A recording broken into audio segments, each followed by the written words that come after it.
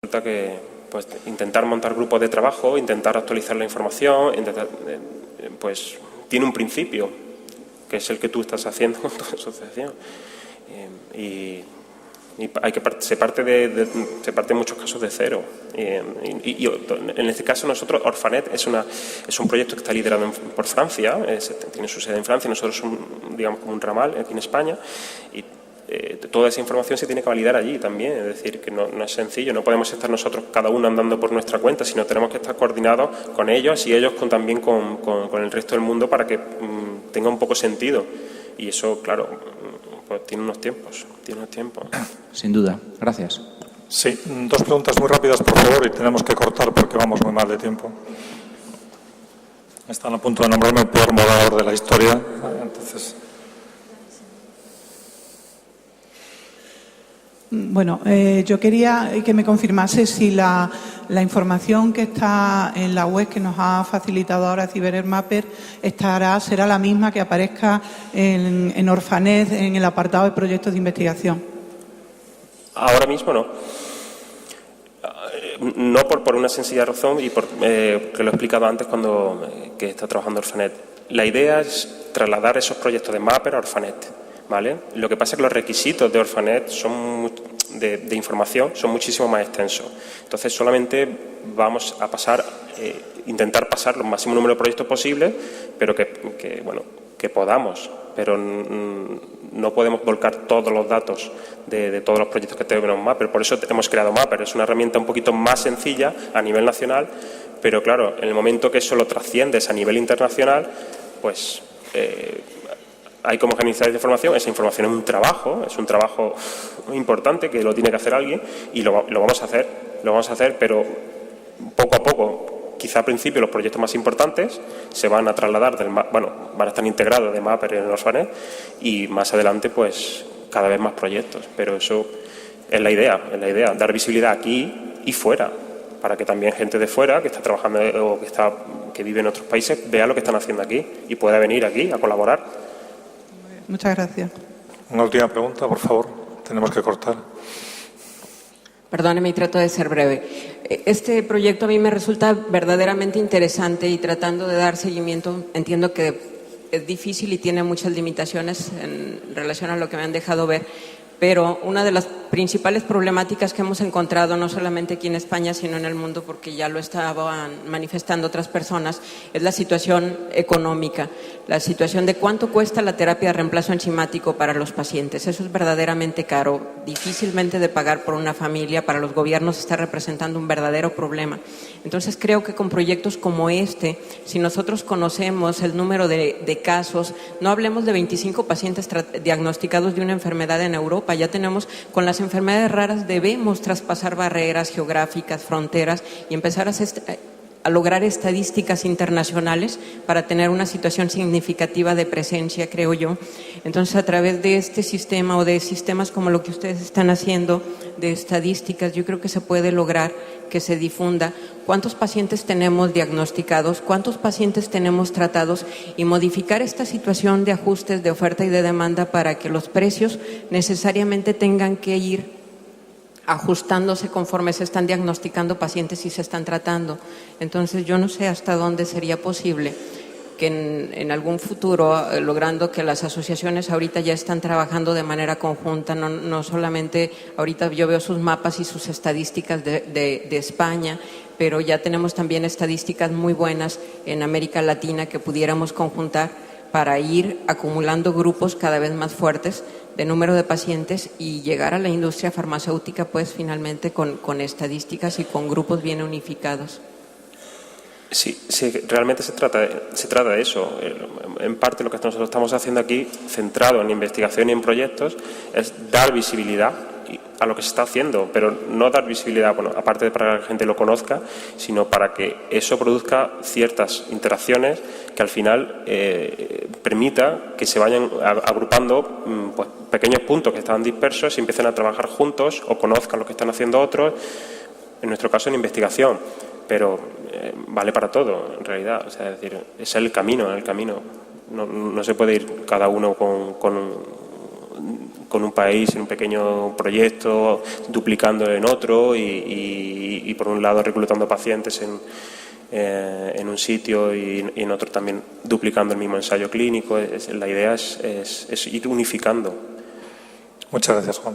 Lo que podemos hacer, cualquier duda que quede también, podemos hablarlo en el café con las personas que han estado en esta ponencia. Bueno, esta primera mesa redonda se ha acabado, ha sido un honor presidirla porque ha habido ponentes pues, de gran altura y muchísimas preguntas. Eso es, sin duda, pues un buen síntoma, ¿no?, de que ha sido interesante lo que han expresado.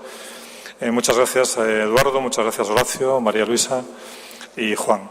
Y ahora, antes de que yo me vaya, pues voy a presentar a otro ponente y con esto acabamos antes de irnos al café. Si puede pasar, por favor. Y les voy a presentar a don Isidoro Candel, que es licenciado en Filosofía y Letras, licenciado en Psicología, para ser exactos, y va a hacer una ponencia muy interesante desde mi punto de vista. Isidoro, bienvenido. Sobre la atención temprana a niños con enfermedades raras y sus familias. Estoy seguro que va a ser una ponencia muy interesante para todos nosotros. Gracias, Isidoro.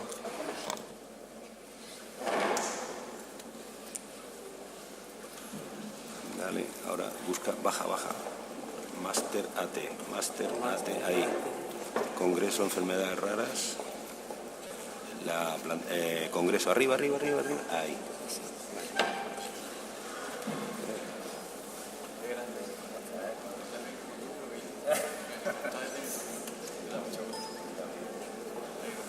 Fenómeno.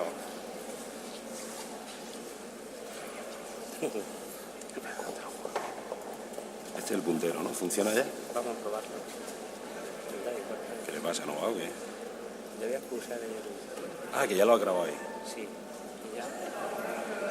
Tengo texto, Congreso de Enfermedades Raras. Este es el suyo, ¿verdad? Sí. Pues ahora F5. Vamos a ver si va. Está aquí, ¿no? Sí. Parece que sí. Muchas gracias. Muy bien, buenos días. Antes que nada quiero agradecer a los organizadores del Congreso la invitación para estar aquí esta mañana. Para mí es de verdad que siempre se dice, pero es verdad, es un orgullo y es una alegría porque hace ya tiempo que venimos trabajando con este tipo de niños, con enfermedades raras, síndromes minoritarios, etcétera. Y bueno, pues es una oportunidad muy buena para hablar de una cuestión no tan técnica, no tan específica como la que se ha comentado hasta ahora, pero que es fundamental porque el niño y la familia tiene que empezar algún tipo de tratamiento, de intervención, y la idea es que eso se empiece a hacer lo antes posible, ¿no? Cuando se detecte o cuando se sospeche la presencia, la posibilidad de esa alteración. Habría que empezar aclarando conceptos, habría que empezar diciendo qué es exactamente la atención temprana. Esa que ven ahí en la pantalla es, podríamos decir, la definición oficial que rige en España, es la del Libro Blanco de Atención Temprana, que se publicó en el año 2000 y que, bueno, con más o menos acierto resume lo que realmente se pretende desde hace ya unos cuantos años. Y lo que sí es importante que tengamos claro es que la atención temprana es un conjunto de intervenciones, o sea, tiene un carácter global que no solamente se dirigen al niño, sino que se dirigen, yo diría que casi fundamentalmente, a la familia y al entorno, o sea, al contexto, al medio en el cual se va a desenvolver ese niño. Al principio será el hogar, luego será la escuela infantil, luego será el colegio, incluso experiencias que ya se están llevando a cabo el propio hospital, porque nos encontramos a veces con niños que pasan mucho tiempo en un medio hospitalario, lo cual no supone, evidentemente, no es un dechado de estimulación, ¿no? Bien, y esas intervenciones, como ven ahí, se dirigen a niños que tienen alguna discapacidad, tienen algún problema ya instaurado en su desarrollo, o bien a niños que tienen o que están en una situación de alto riesgo.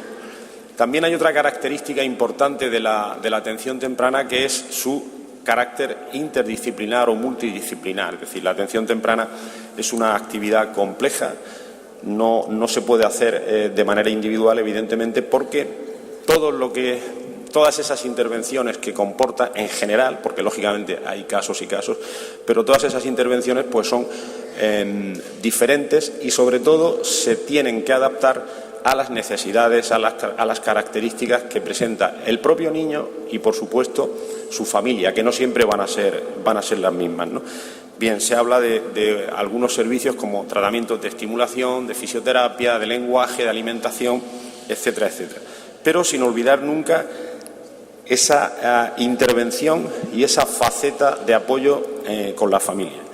Bien, si algo caracteriza a la atención temprana, que es una intervención, como han visto, que abarca los 6 primeros años de la vida, si algo la caracteriza es su faceta preventiva, en el sentido de anticipación. A veces no nos podemos anticipar mucho más allá, pero sí que fundamentalmente nos enclavaríamos quizá en una dimensión terciaria, ¿no?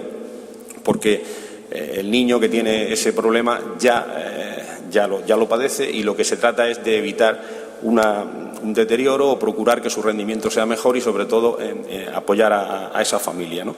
Por eso, una cuestión fundamental dentro de la atención temprana, en general, en la intervención con personas, es la posibilidad, yo diría que la obligación de detectar lo antes posible.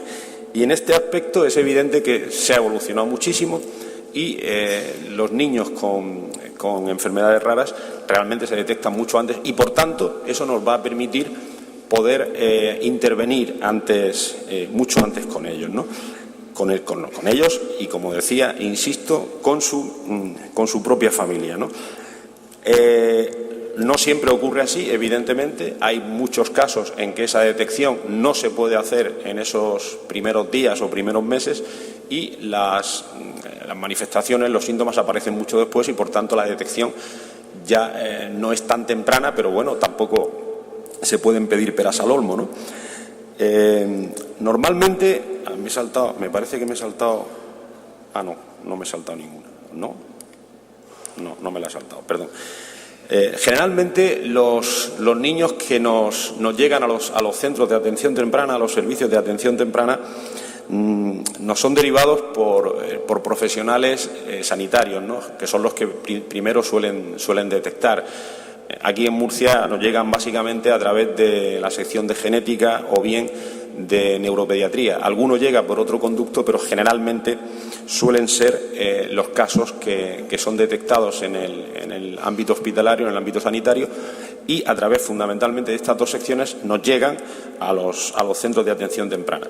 Ocurre también, porque claro, la casuística es bastante grande, que no todos los casos se detectan ahí, en ese ámbito sanitario. Hay veces, algunas, en las que son los síntomas funcionales, las dificultades que en un momento determinado observan los padres o los educadores que está presentando ese niño, las que dan la voz de alerta, y así se pone en marcha todo ese proceso de detección, de derivación, de intervención, etcétera, etcétera.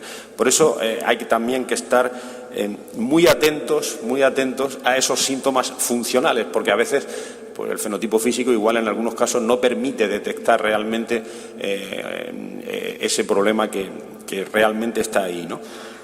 Aquí, por tanto, es fundamental, y yo ya aquí haría mi primera llamada, es fundamental la coordinación. Aquí estamos todos en la misma barca y vale que hay profesionales de distintos ámbitos, pero es fundamental que se trabaje coordinadamente porque el niño es un todo y los padres no entienden de unas cosas o de otras. Realmente lo que quieren es que seamos capaces de aunar esfuerzos. Yo sé que esto es fácil decirlo y bueno, y a lo mejor pues suena tópico, pero es la realidad.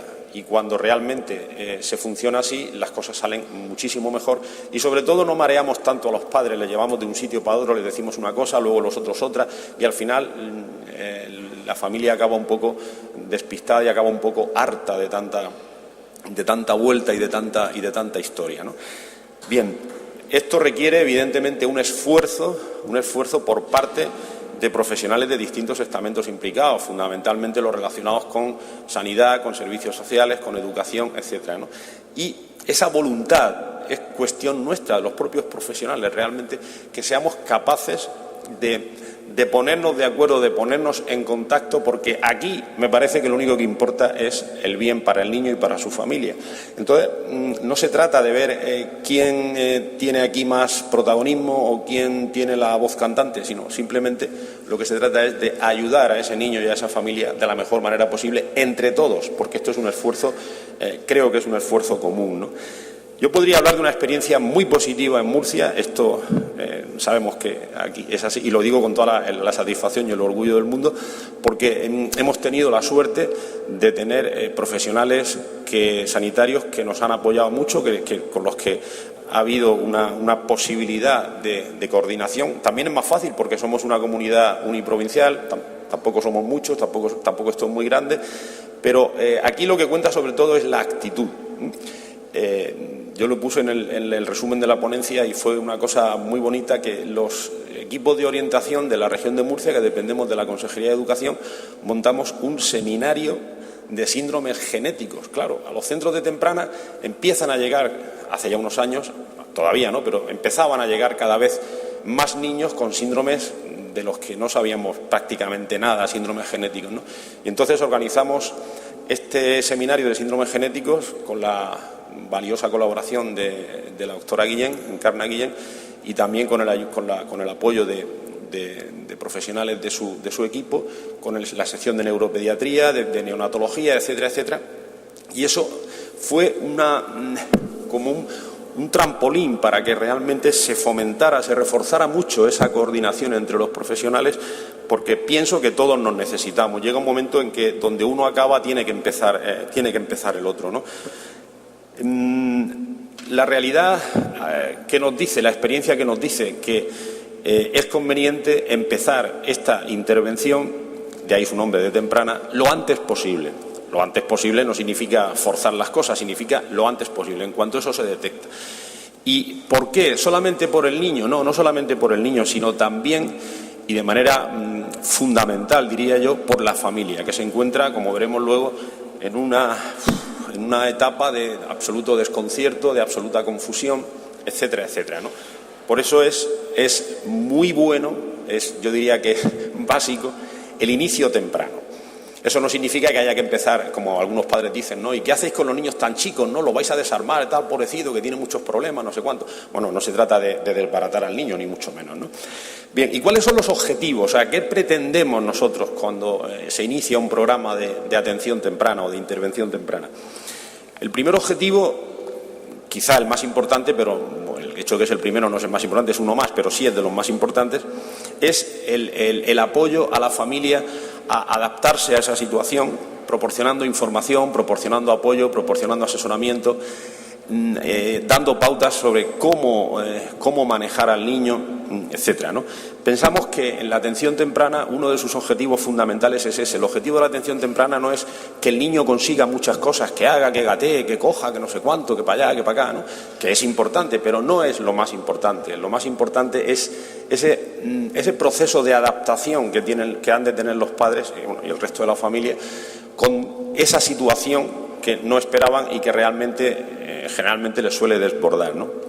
Otro segundo objetivo tiene que ver con el favorecer las condiciones de ese entorno en el cual se va a desenvolver el niño. Hemos dicho al principio que la atención temprana, en un programa, o sea, en una perspectiva más actual, se basa mucho en la intervención, en el entorno en el cual ese niño está viviendo, ¿no? Por eso es muy importante que esas relaciones, esas interacciones entre la familia y el niño se fomenten, se mejoren, se cuide ese entorno físico, porque eso es realmente lo que va a potenciar no solamente la maduración del niño en aspectos que tienen que ver con desarrollo cognitivo, motor, etcétera, sino también con esa capacidad de relación social, de comunicación, de habilidad de autonomía personal, etcétera, etcétera.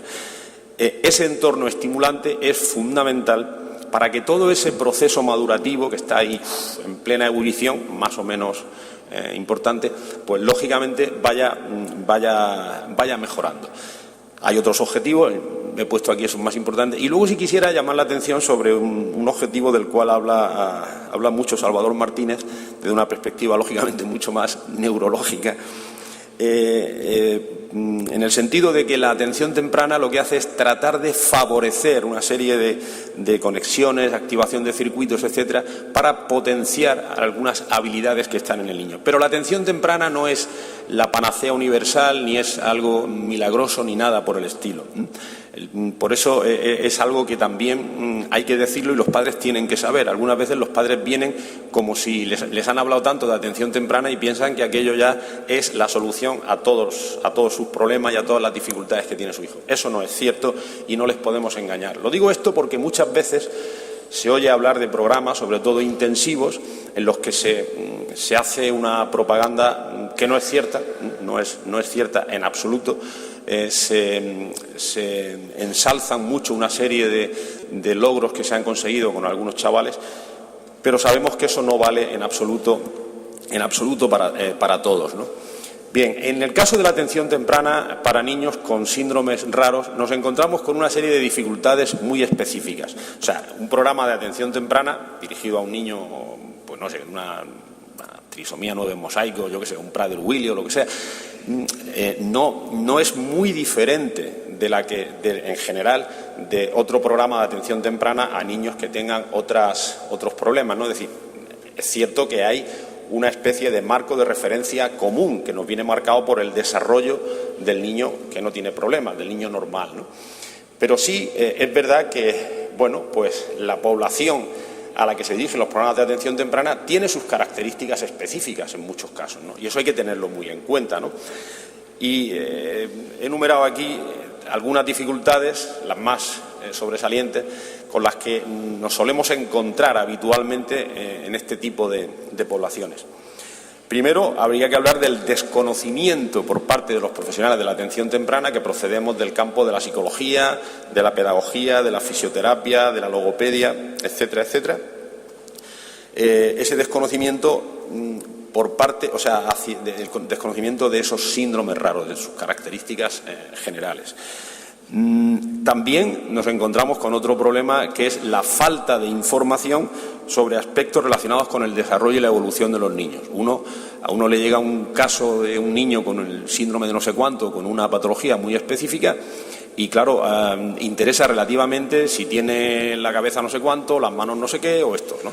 Interesa relativamente. Lo que más nos interesa realmente es ver cuáles son sus características evolutivas, qué dificultades nos vamos a encontrar, si va a tener más problemas a nivel motor, a nivel cognitivo, cuáles son las áreas que van a estar más deterioradas o cuáles los puntos fuertes en los que nos vamos a poder apoyar más.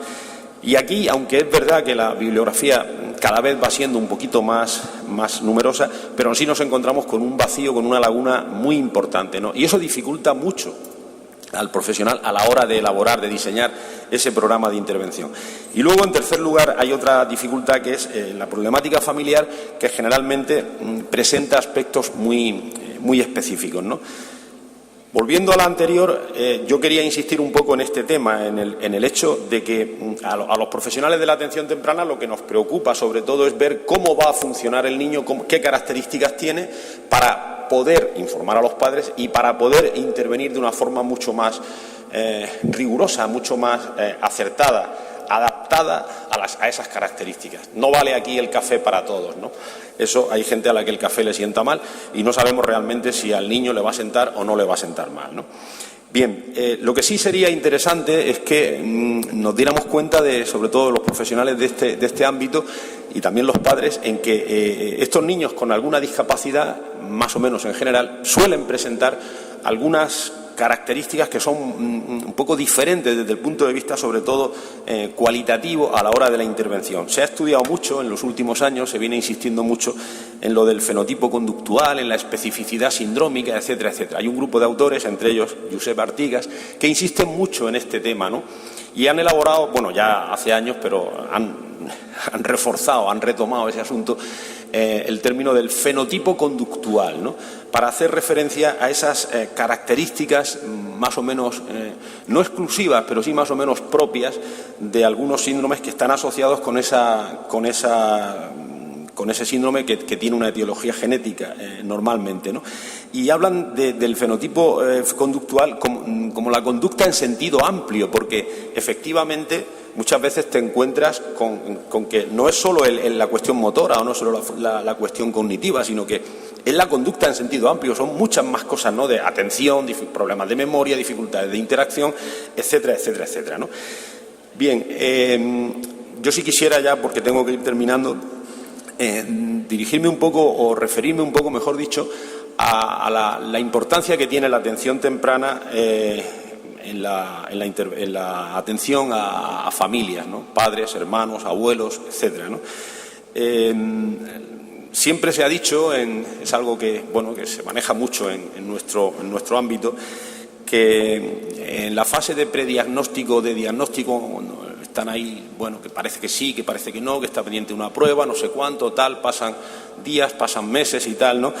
En general, los padres de un niño que tiene algún tipo de problema y sobre el que planea la sospecha de algún síndrome, de alguna alteración, etcétera, pues los padres están sumidos en una etapa de una enorme angustia, de un enorme miedo, de una enorme confusión, incertidumbre, preocupación por el futuro, lógicamente, ¿no?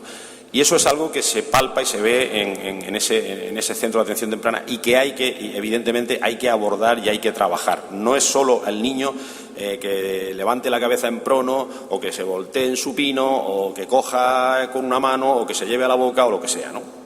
Bien, esto a veces lleva a que, claro, los padres nieguen el problema, a veces lo rechacen, o bien a veces se vean un poco como sumidos en una profunda tristeza, angustia, viendo que aquello no tiene una buena solución, que no merece la pena hacer nada porque las perspectivas son muy negras, etcétera, etcétera, etcétera, ¿no?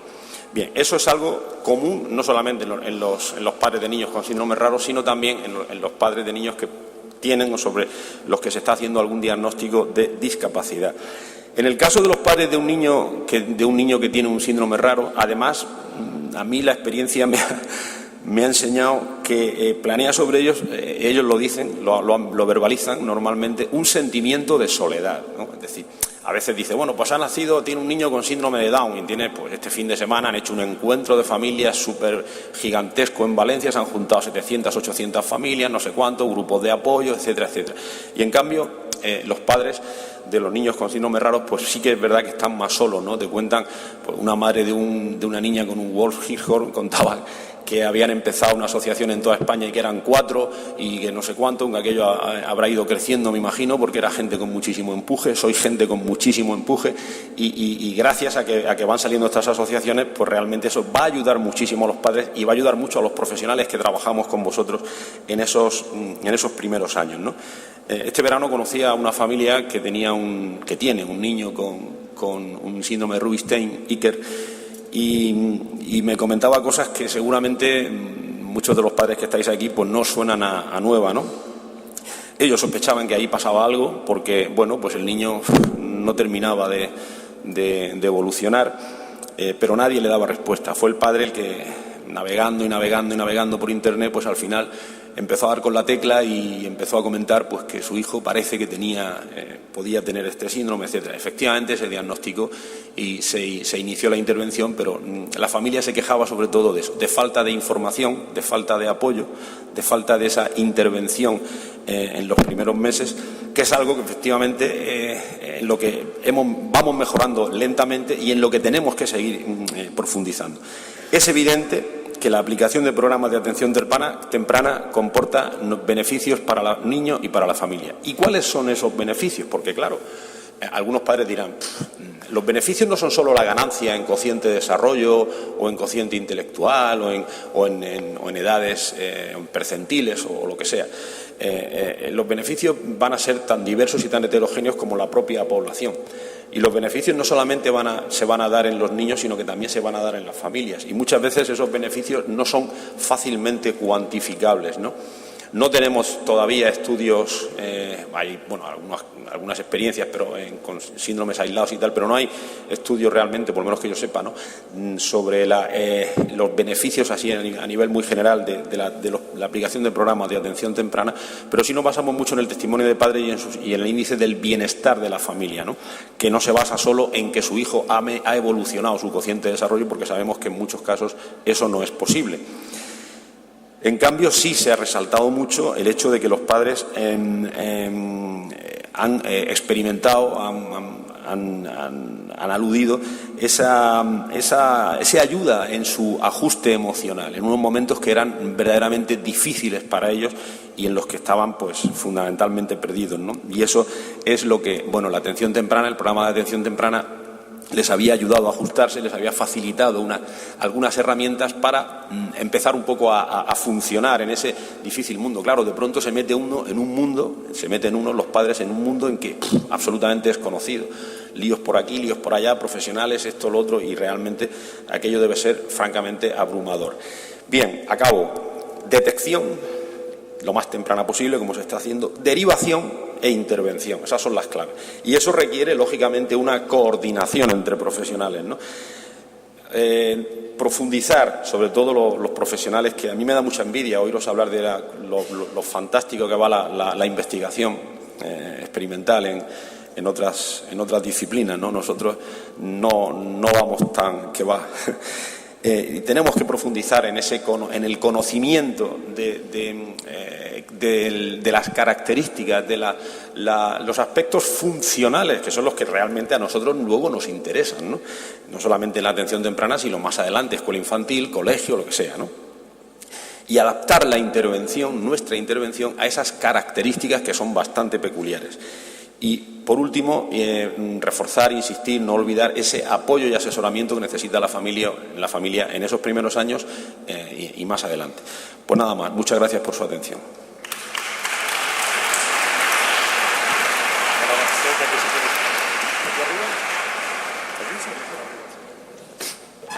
Muchísimas gracias, don Isidoro. Bueno, tengo una excelente noticia que darles. Se suspende el café. Creo que es bueno porque andamos muy mal de tiempo. Parte de los siguientes ponentes que van a hablar tienen que irse y tienen problemas con los vuelos.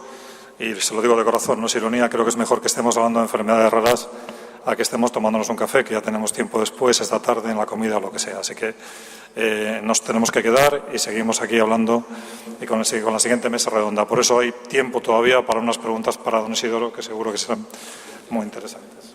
No. Preguntas para don Isidoro, por favor, antes de dar paso a la siguiente mesa. Una señora tiene una pregunta por ahí. Creo que es un tema muy interesante. ¿Quieres ponerte aquí? Tenemos 5 minutos, Juan.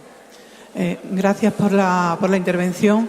Quería preguntarle... aquí. Hola. Bueno, me quedaba una duda. Ha dicho que la derivación fundamentalmente a atención temprana, los programas de atención temprana, viene por fundamentalmente los clínicos, ¿no? Que están...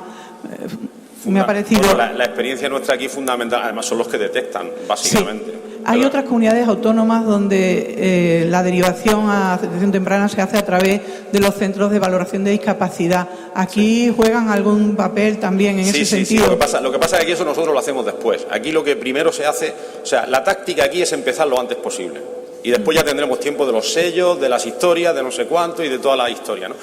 Entonces, en el momento que se detecta, se deriva. Se deriva a un centro de atención temprana. Aquí en Murcia tenemos la suerte de tener... Perdón por el farol, no es un farol, es una realidad. Una red de centros de atención temprana muy potente. O sea, en cada comarca hay uno y a veces hasta 2 centros de atención temprana. Algunos son públicos, eso es una incongruencia que todavía arrastramos, algunos son públicos y otros son privados. Privados pero sostenidos con fondos públicos en parte, ¿no? Entonces, lo primero que se hace es esa derivación y luego ya desde el centro de atención temprana se deriva al equipo para la calificación de discapacidad o lo que proceda. Pero lo importante es iniciar lo antes posible la intervención. Sí, es que son modelos diferentes según comunidades autónomas, por eso. Y también son cuestiones que se van marcando la experiencia. Aquí influye mucho la cuestión personal, ¿sabes? El hecho de que, vas viendo por la experiencia que realmente lo que interesa es que esa familia esté en contacto con unos profesionales que las puedan orientar y luego ya más adelante pues ya veremos lo que pasa. Muy bien, muchas gracias. Una última pregunta, por favor, estamos muy justos de tiempo. ¿Quién tenía la...? Sí, esta señora, por favor. Hombre, doctora Domingo. No, yo me voy. Vale. Yo me voy. Después si hay más preguntas, no sé si se queda. que darla Muchas en gracias, algún sitio. Rosario, a ti. Gracias. Es solo porque hay mucha gente que es de otros sitios. Nosotros, en cuanto detectamos el riesgo para tener un problema de desarrollo, los derivamos, aunque no tengamos diagnóstico definitivo todavía. En muchas de las enfermedades raras, incluso admitimos, ¿verdad?, que podemos tener el niño sin un diagnóstico definitivo por mucho tiempo o nunca.